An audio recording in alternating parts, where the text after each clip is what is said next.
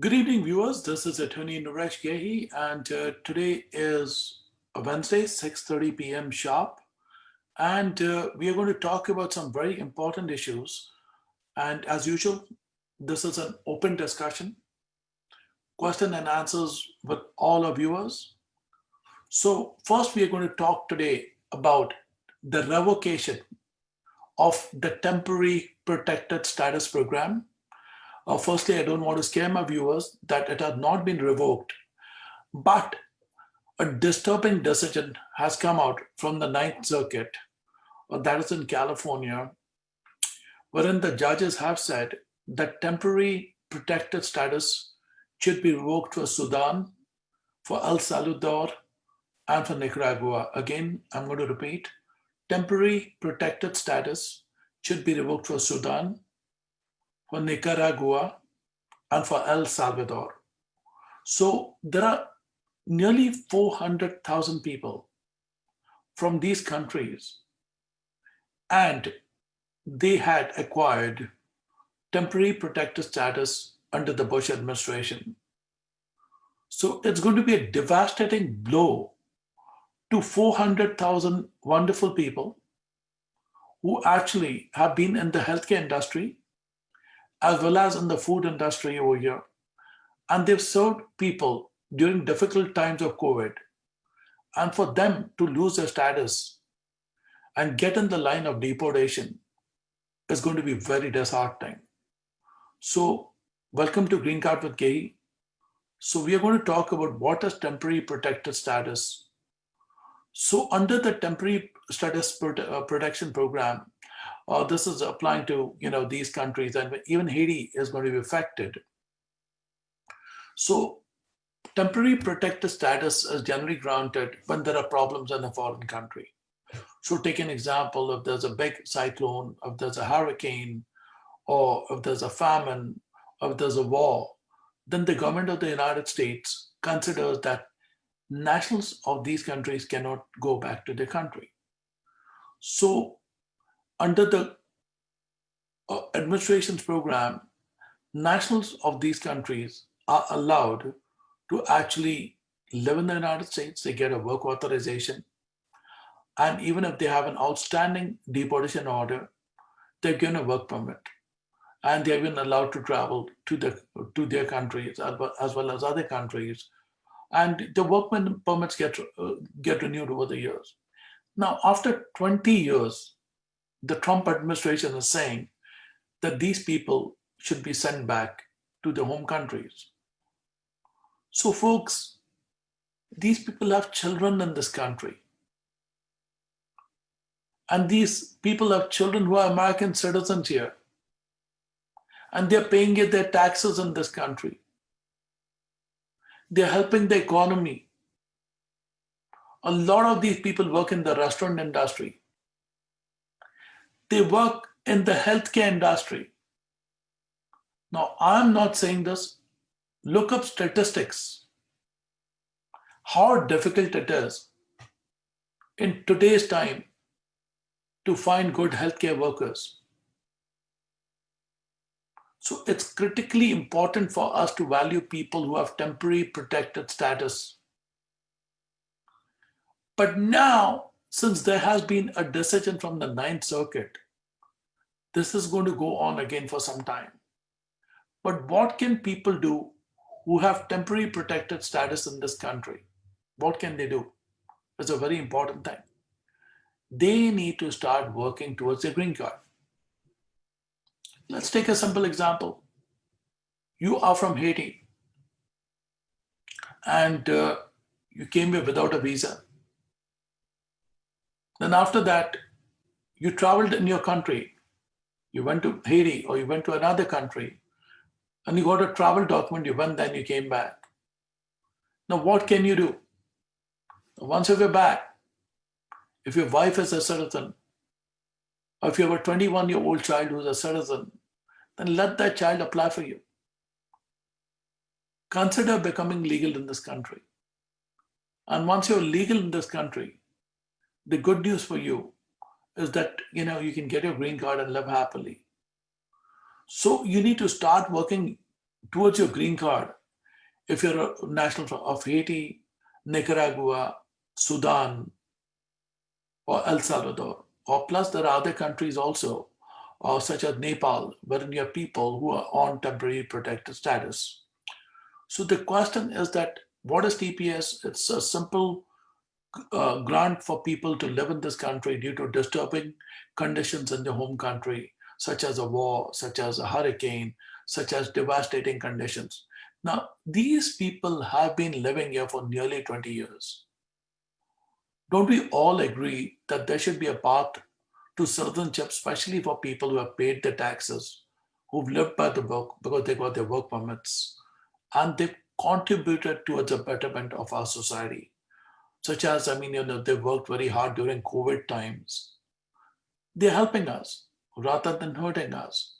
So at the end of the day, I feel that there should be a path for people who have temporary protected status to become, green card holders in this country and eventually become citizens of the United States of America. So this is some breaking news from the Ninth Circuit. Now, does it mean that exactly from Haiti that you have to be scared immediately? The answer is no. You need to start working towards your green card. You need to make sure that you find other ways to settle in this country if you want to live over here. So at the end of the day, if you are from a TPS country, and it doesn't matter, it doesn't have to be Haiti, it doesn't have to be El Salvador, it doesn't have to be Nicaragua, it doesn't have to be uh, Sudan, even if you're from Nepal, or if you're from another country, and you have been granted temporary protected status, then I would strongly recommend you to start looking into getting your green card in the United States of America. And now, someone asked me a question that, Mr. Gehi, I have TPS, and my wife is a green card holder. What can I do? Even if she's a green card holder, you can start the process. Even if your children are over 21 years, you can start the process. Because even through the child, you may qualify. So the question is that if you're not going to make the effort, the problem is that this can backfire upon you eventually. So I would strongly recommend you that if you are from any of these TPS countries, start getting your ducks in order.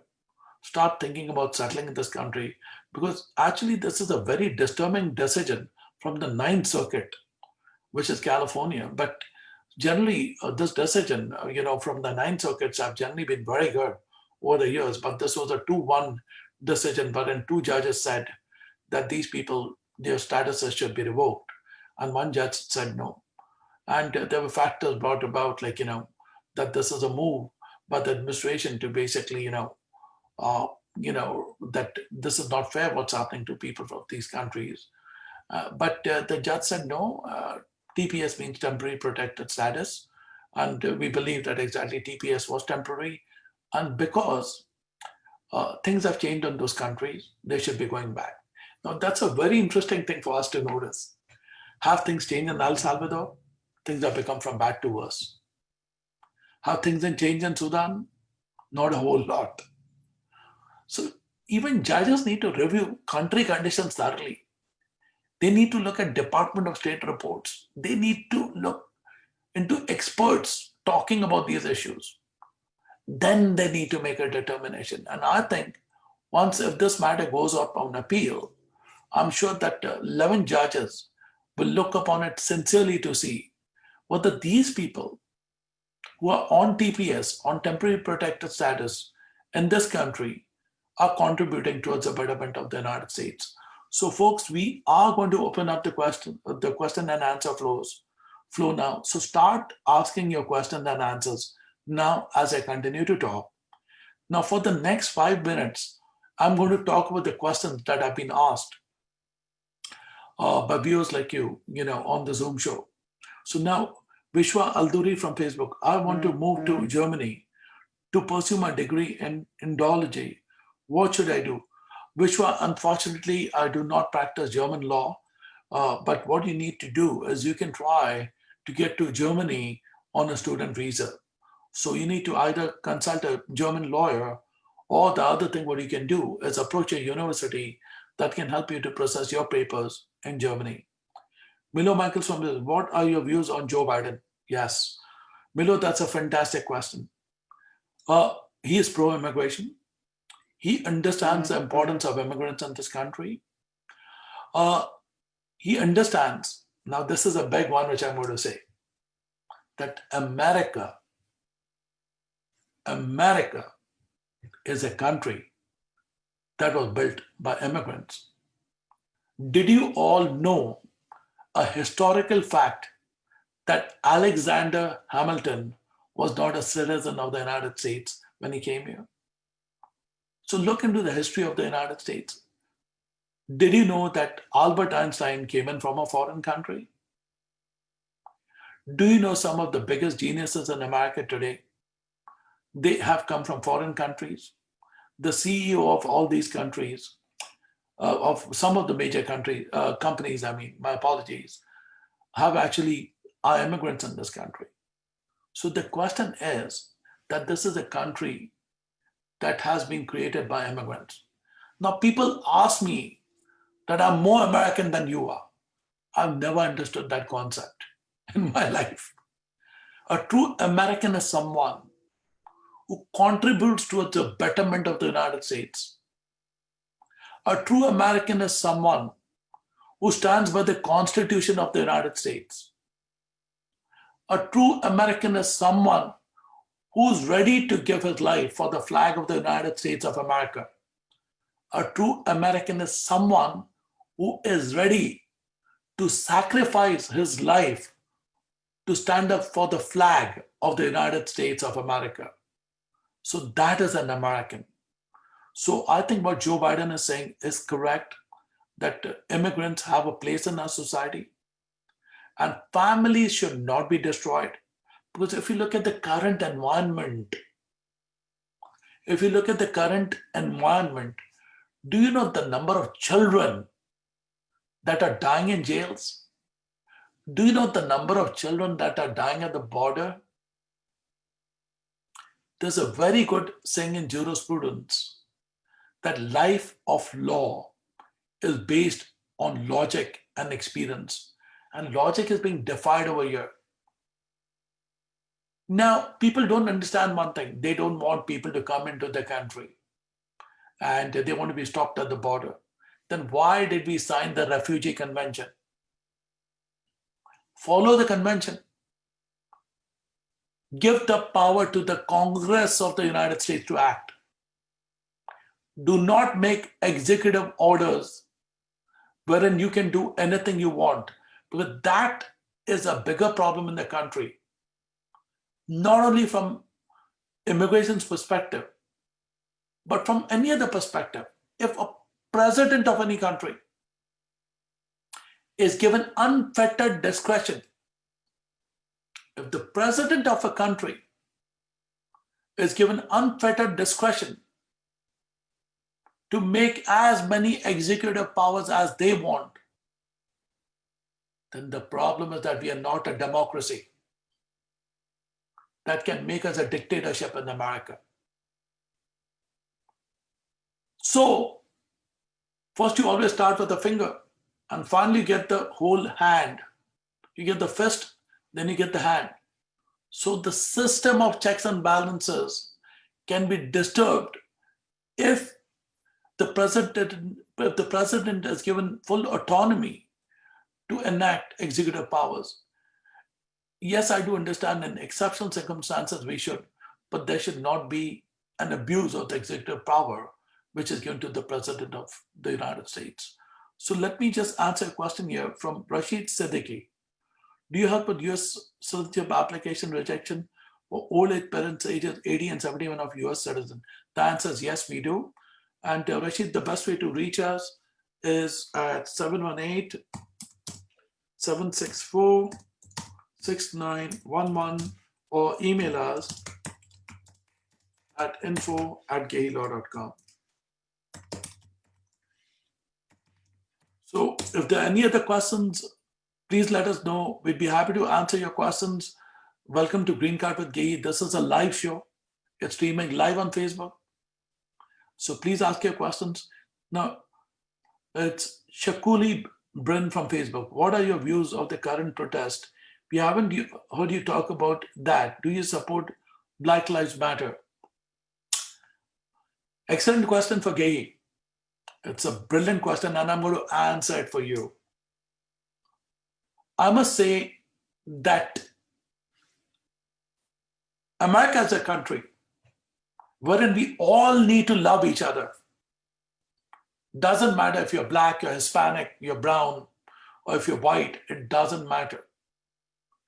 But moments happen in the world when there is a reason. Moments happen in the world when there is a reason. So we all need to come together. We need to explain this to our black brothers, to our white brothers, to our brown brothers, that we belong to one great country, that's the United States of America.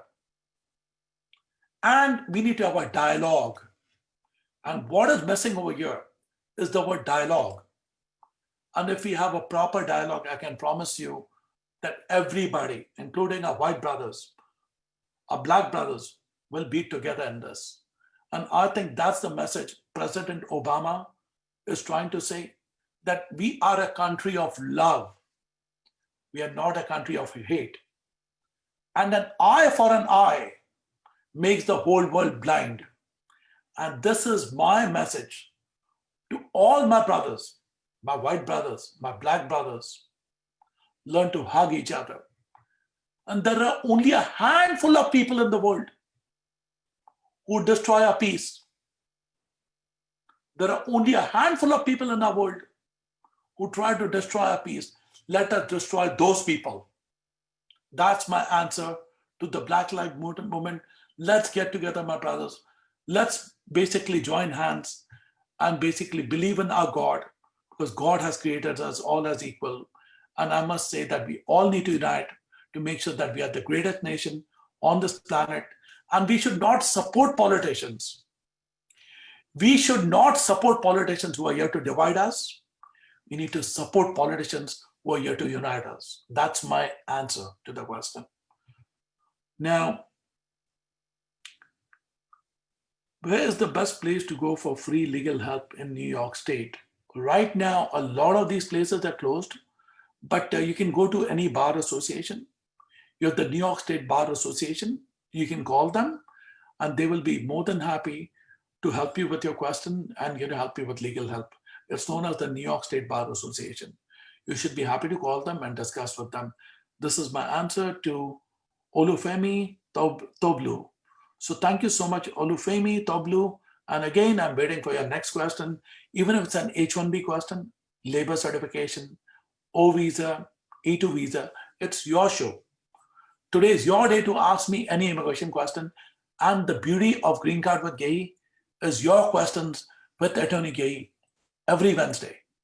So if you know anyone who's struggling, tell them to just go live on Facebook or basically come to a Zoom show, and I'll be happy to answer the question. Sophia Duff from Facebook. I'm in California. I was here on a sponsorship by my husband. He died in the wildfires. What happens now legally? Firstly, Sophia, my condolences.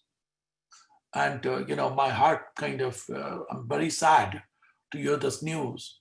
But if your husband was a citizen, you need to act immediately. And please email me, since it's a very sensitive matter. Please email me and I'll be happy to get back to you. Email me at info@gehilaw.com and I'll be happy to assist you with your questions. Or call us at 718-764 tomorrow. And I'll make sure that I talk to you for sure. And my condolences, and I would be happy to help you, Sophia. So please do get in touch with me as soon as possible. And Sophia, there is hope in your case. If your husband was a citizen of the United States, there is hope for you. So I want to hear a little more from your end. Thank you so much. And again, my condolences and God bless you. Thank you. Bernard Clark from Facebook, please explain what is going on with expedited removals. Still, the sad reality is that when people are coming to the border, immigration officers are very difficult, and if they feel that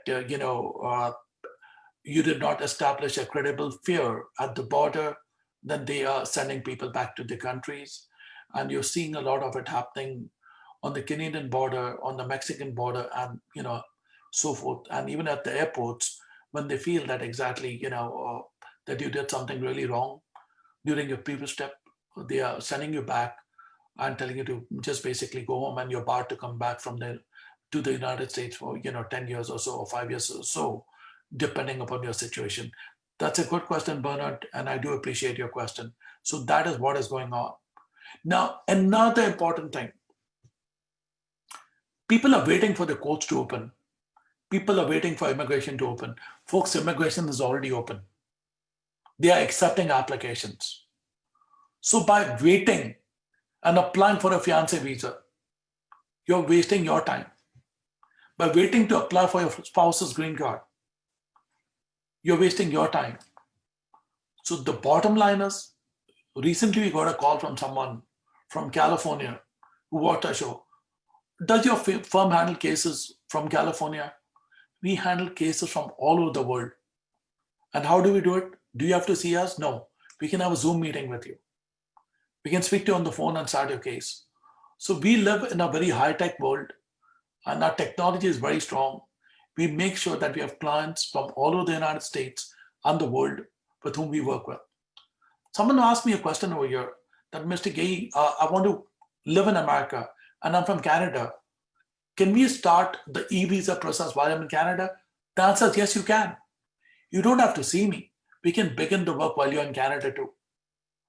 So those are things that people have to know, that gone are the days that you have to come in and meet the lawyer one-to-one. Everything happens now via email, by Zoom shows. So those are things that we need to kind of work with. So a lot of my clients don't even see me anymore. They don't even see people in a firm. They just basically email us.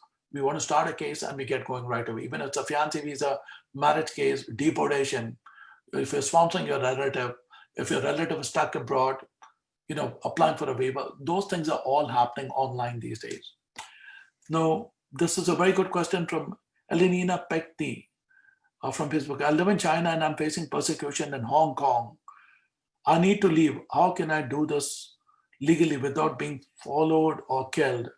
You need to escape to any country from there. You need to leave the country somehow. So if you leave the country, then you can actually claim asylum in a lot of countries. And firstly, Elenina, I feel sorry for you, but I think you will have to leave from there somehow or the other. You can go to any country first and claim asylum over there. So, you should leave from Hong Kong as soon as possible.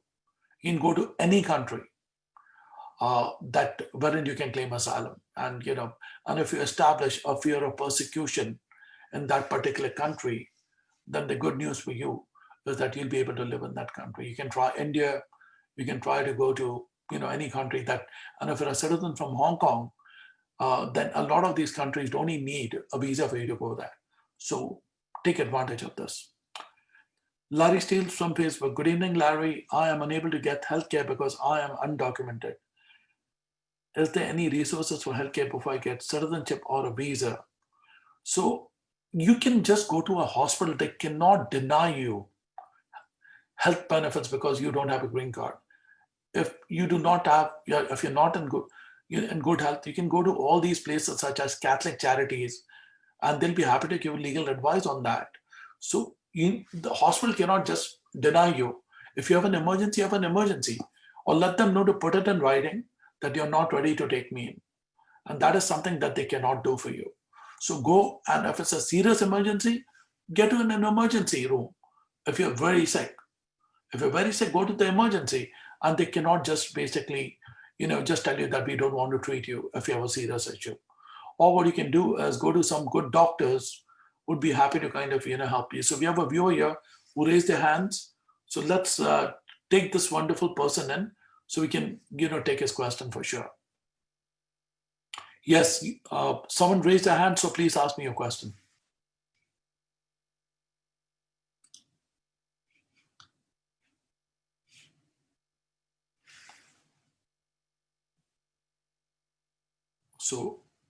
So yeah, Sophia, so I already answered your question. So, I'd be happy to kind of help you if you have any question. So you can reach me and, and I'd love to basically assist you. So any more questions, please do let us know. And, we'd be happy to kind of help you with the questions. And are there any more messages here? So Sophia, you can call me tomorrow, as I mentioned, and I'll be happy to, discuss your case with you, or email me at info@gehilaw.com. So if there's any other questions, please do let us know. It is your time, and you have 5 more minutes for your questions. So someone asked us what kind of cases you handle. All types of immigration cases, all right, from employment-based immigration, entertainers, R visas. So let me see. Take one more question from Lindsay Rogan. Should we abolish the police? The New York Times says we should. We should never abolish the police. The New York Times can say what they want. We live in a civilized society. How could you imagine living in the Wild West today? And I would say that the New York Times is absolutely incorrect about this. Yes, and on my show, I don't only talk about immigration. You can ask me questions about politics.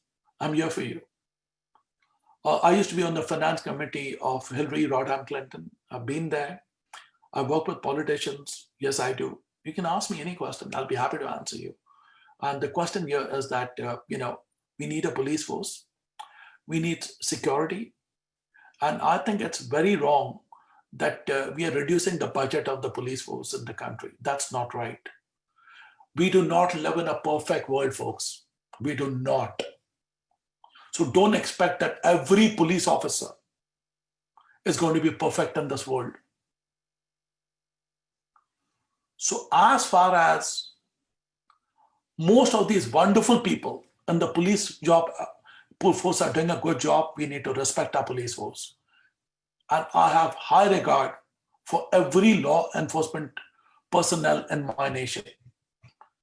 Other times wherein exactly they have abused the power, yes, it has happened to me too. Yes, there were police officers who were not nice to me. It's a reality. It has happened to me too, yes. But what I want to say is that we need to look at the majority of the police force. Most of them are wonderful people, folks. They're great human beings like you and me. So it would be wrong for anyone to say that we do not need a police force. And I do not agree with the New York Times. And this is my open statement to anybody who's saying that we do not need a police force. My answer is, sir, you are 100% wrong. We'll be living in the Wild West, which I cannot do so. That's my answer. Great question. And I love these questions, folks. Now, thanks. Can you please let me know requirements for investment visas or business in India? If you have a business in India, I don't understand why they want to invest in India when they're in the United States. If you're trying to immigrate to the United States, if you have a company, consider the L visa, and that's the best way for you to come here and start your business. So you can just contact me and I'll be happy to help you with the L visa for sure. So that's my answer to the question over here from Yadav. So Yadav, you can consider the L visa, which is you can start a company and come in as an intra-company transferee, or you will need $900,000 for the investor's visa. So now, before we go, a few other questions here. So from Preeti, hello, I would like to apply for H-1B. Let me know what you need from my employer. Preeti, very simple. Email me, Preeti. Email us at info@gehilaw.com and I'll be happy to get back to you. gehilaw.com. We will get back to you. So that's for Preeti. And let's see any more questions, folks, here. So let's see who's the Preeti. Okay, Saif, very good information session. God bless. Want to apply for visitor visa. Let me know the requirements. Now, for a visitor's visa, the most important thing is you have to come to visit in America, which means you need to come for a tourist visa. So you need to show that you have every intention of going back to your home country. But don't come here and work. If you do that, you're violating your status.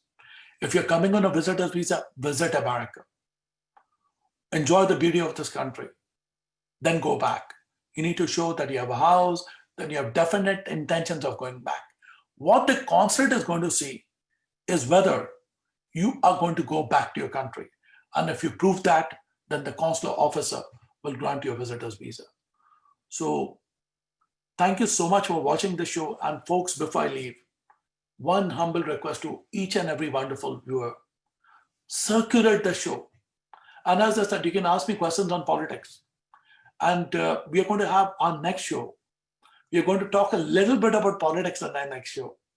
Because since you all love politics so much, so we're going to talk about mainstream American politics, what's happening, and how can we actually be united and make sure that we get back to being the best country in this world.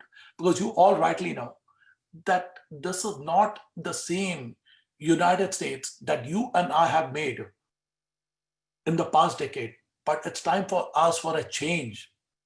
And that's what I'm going to discuss with you, of how we can all love each other. The message is going to be love. The message is going to be love. The message is going to be avoiding hate on my next show, only on Green Card with Gehi.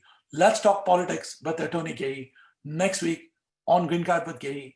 And let's share this video and make basically our show a great platform for all of us who love the United States of America. Thank you, folks, and God bless you.